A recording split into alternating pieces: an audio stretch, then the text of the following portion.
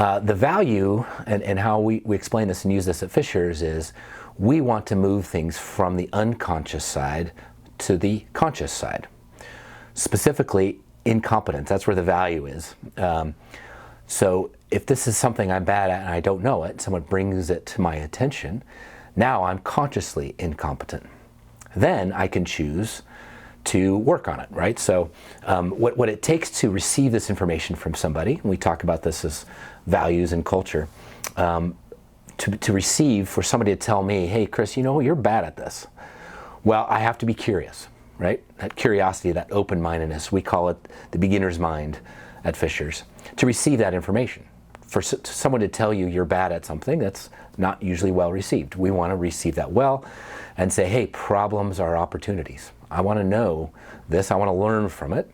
Trust that the person delivering that information to me has my best interest in mind, and they have their best intentions. Receive that message as a gift. I'm about to receive a gift to learn that I'm bad at something. That takes curiosity to open-mindedness.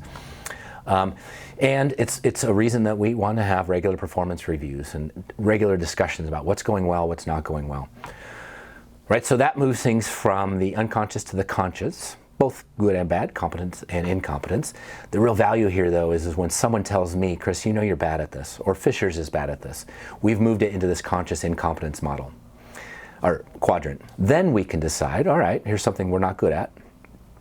Do we want to get good at it? Maybe it doesn't matter. Maybe I'm okay being bad at this. I can't be good at everything. But I can select things to say, you know, I'm bad at this, or Fisher's is bad at this, and it's important to get good at it. And then I can move it up into this quadrant, become consciously competent at something. Right, and so that's an opportunity, regular performance reviews, to say, hey, we identify these areas of weakness or areas for improvement. We said, hey, you're going to work on this for the next few months. Let's see how we're doing. Get that regular feedback on have we moved it up into the competent area. We can set goals. What does it look like to be good in this area? And are we achieving those goals? We can engage in professional development and personal development and mentoring.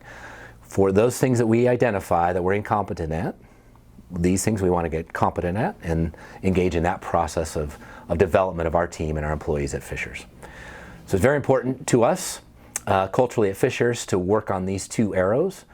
Again, if it brings the walls down and say, you know, Chris, you're bad at this. Normally you'd have a wall that would come up, defensiveness, and not want to hear that. Say, hey, you know what, that's a really good thing. That's a gift. I may or may not want to get better at it. If I do, great. Let's go engage in a deliberate process to become competent at this area. So that's the conscious competence model. And at Fisher's, we really want to focus on our core values. Our team, our employees are everything to us, and that great team takes great care of our customers. We do so with open-mindedness and curiosity. We do so with trust, and we always want to get better as a company. So when we're looking at areas that we want to improve, these core values, we come back and say, what area is our weakness? Where can we improve in some of these areas? Move that to conscious incompetence, and then actually work on them and become competent at them. And those core values are everything to us. So that's a good, good area to go target and identify areas for people to improve.